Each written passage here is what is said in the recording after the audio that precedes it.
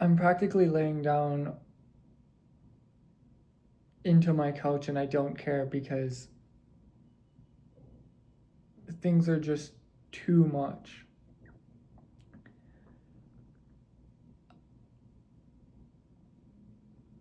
The work of Foucault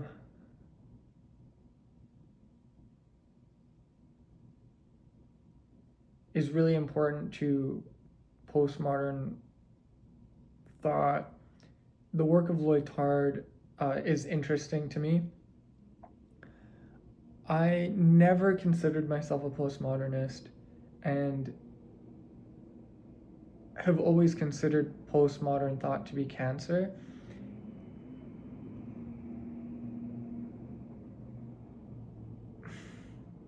That's still the case, but now I consider myself a postmodernist. For context, I live in central downtown. I have an underground pedway system available to me, and the white collar workers all enjoy a really privileged working experience while in office. There's a ton of restaurants, there's a ton of markets, there's actually an entire grocery store available to all of us, and it's gotten to the place where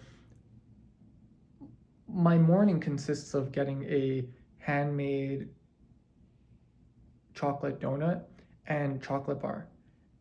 It's been 3 days now and things are great. My evenings,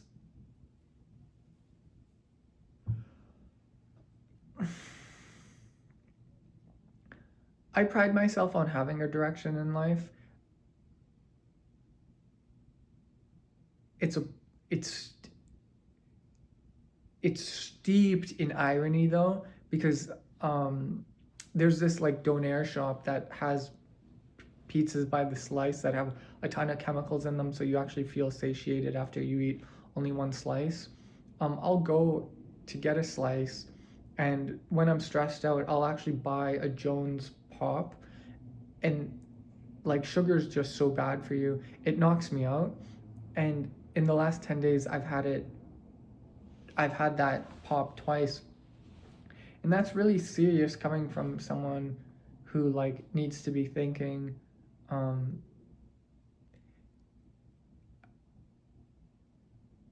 so the work of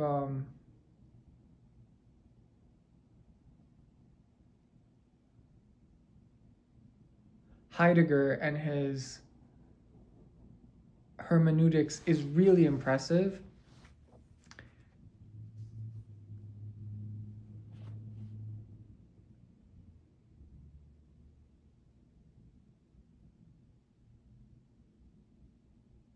Something about symbolism, the pursuit of symbolism, the pursuit of the understanding of symbolism instead of the pursuit of knowledge, as a like universal strategy to unify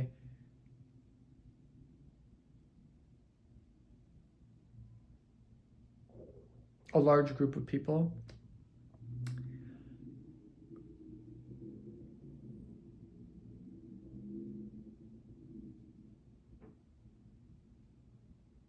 The disgusting reality of postmodernism is that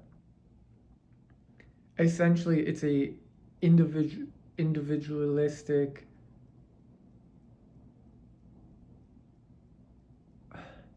like why am I even talking to you? There's no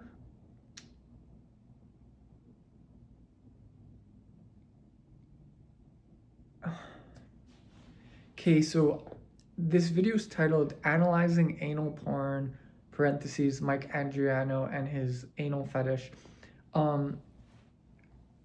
There's like theory behind it for sure. Like there's actually like an academic objective. My long-term career goal is to have a appointment at the exact university I want as a legal scholar. And Foucault proposed the idea of just like getting rid of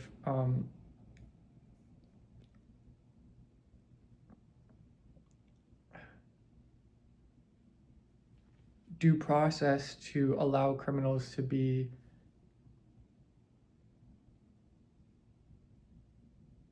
vagrants among us. And I'm going to take that even further by legitimately proposing this in Canadian society. What does a postmodern institution look like?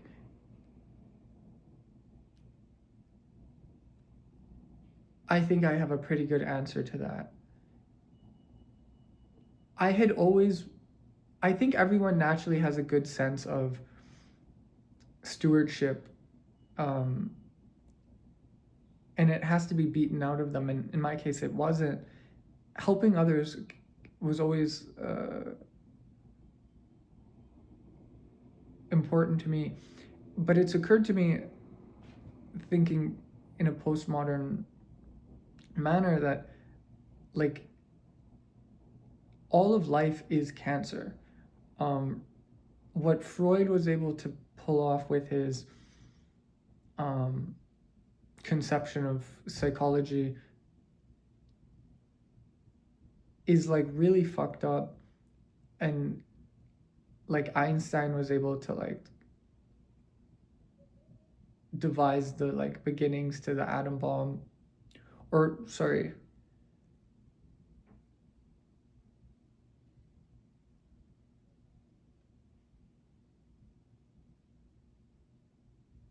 the other guy, like that other, they did an entire movie about him.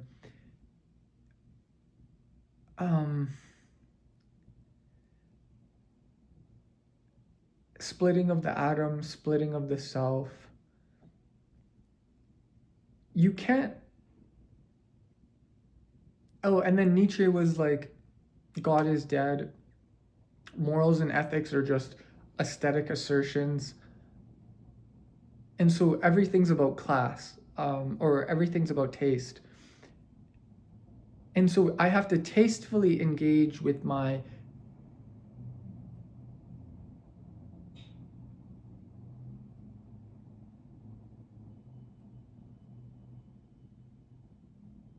previously hierarchical and like patriarchal worldview. And what I've come up with is that you actually are the space in which people have a dialogue. And so you would build an institution, and it's up to you and how you form the institution that speaks your language. And so like the very nature of the institution is your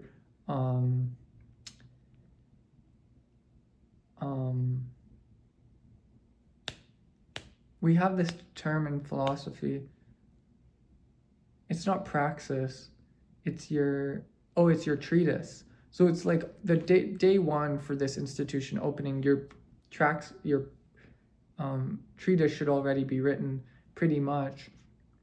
But what a postmodern institution should do is create the environment for people to embody your treatise such that they can come out with their own treatise that's in line with your school of thought. And so in my case, a postmodern anarchist ideology is something that I want to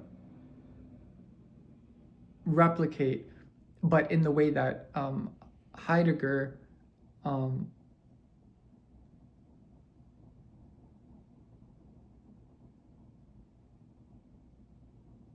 is it Heidegger?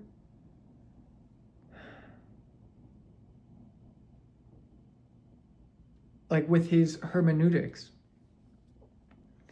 And a part of this is just like being poor is hard. Being working class is hard, but not in the way that you would think. It's not like working with your hands is tough, like blah blah blah blah blah blah blah blah blah blah blah blah blah blah blah. No one cares about that. Like you're working class trash, that's it. Being working class means being poor, as I'm in this instance. Being working class, being poor, being homeless is tough. That and postmodern thought, that of the intellectual environment of the intellectual urban environment is of postmodern and postmodern sentiment. Postmodern sentiment is cancer. So everything is cancer all the time. And like I have no business talking about medical science whatsoever.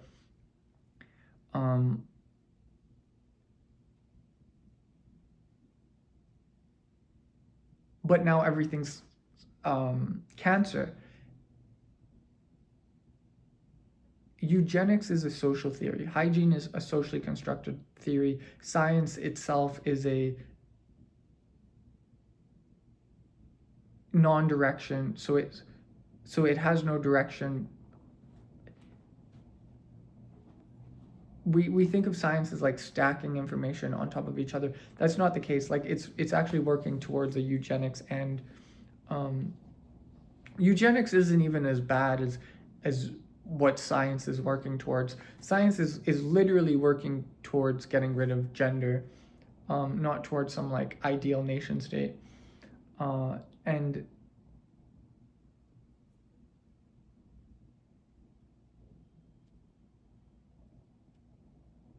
with all of this in mind, you have to attract the conversation to your institution because you think everything is cancer. And a part of that is the way that you construct ideas, or the way that you publicly demand conversation. Because everything is a will to power. Like there's no more laws in what I'm saying. Yeah, that's really it. Like this is what's freaking me out. You get someone who wants to be a legal scholar, and then they have to adopt postmodern sentiment, and then it's like, okay, get rid of all laws. Yes, that actually makes complete sense. The purpose of the nation state is to literally extract resources from the earth. Everything else that happens is a byproduct, or is a outcome of like anthropology. It's just human behavior at that point. And so we come out with all these social theories, but actually they all hit the walls of the nation state. And so like it's not a difficult intellectual thought experiment to say get rid of the nation state and get rid of laws, because the only purpose of laws is to serve literal extraction of resources, which is different than creating structure in a society, because society can exist without a nation state, without a kingdom, without a ruling class. And this is how you know, like, I'm proposing a little bit more than just like social justice warrior type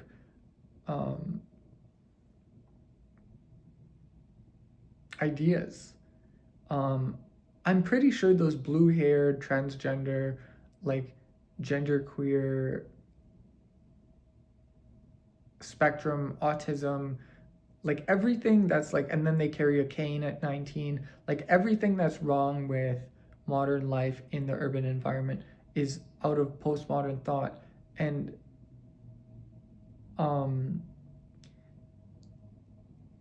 so I'm just screaming cancer because I don't like those people either. And so with all of this in mind, like, I just want to get to the artwork, the analyzing anal pornography of Mike Adriano, Gonzo film director. So his work, but that's the thing, I'm not analyzing it. I'm literally, like, I spent just like a few minutes before this video